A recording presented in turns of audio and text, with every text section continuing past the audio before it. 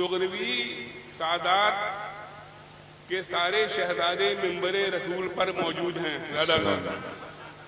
یہ وہ تناور درخت کی شاخیں ہیں جن سے سلسلہ قادریہ اور سلسلہ چشتیہ پورے ہندوستان میں پھیلا. سبحان اللہ. انہی کی اولادوں سے سلسلہ قادریہ اور سلسلہ چشتیہ پورے بھارت میں پھیلا. یہ خانوادہ میں نے ابھی مغرب کے بعد عرض کیا تھا، یہ خانوادہ اپنی کرامتوں کی بنیاد پر نہیں پہچانا گیا بلکہ اپنے علم کی بنیاد پر پہچانا گیا. اس خاندان میں حضرت مرتضی حسین دویدی، میر عبدالواحد بلگرامی،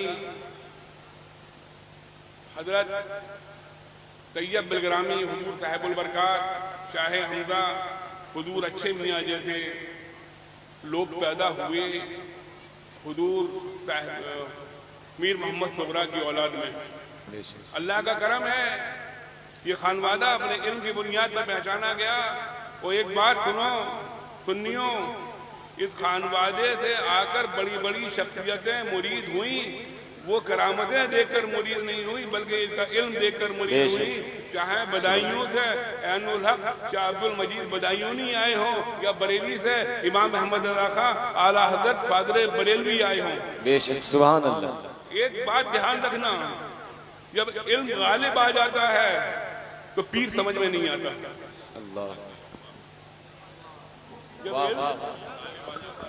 جب علم غالب آ جاتا ہے تو پیر سمجھ میں نہیں آتا.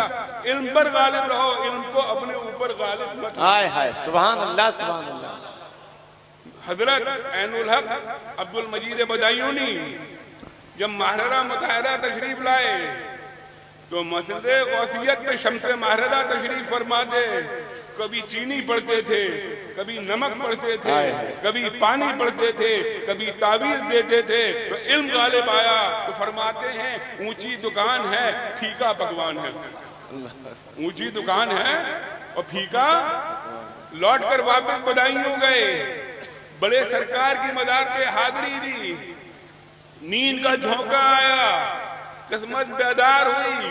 سید الافراد سلطان البغداد ابو محمد معین الدین غوث اعظم شیخ عبد القادر جیلانی تشریف لائے اور بابا فرید سے بولے اس کا ہاتھ اس کے مرشد کے ہاتھ میں دے دو.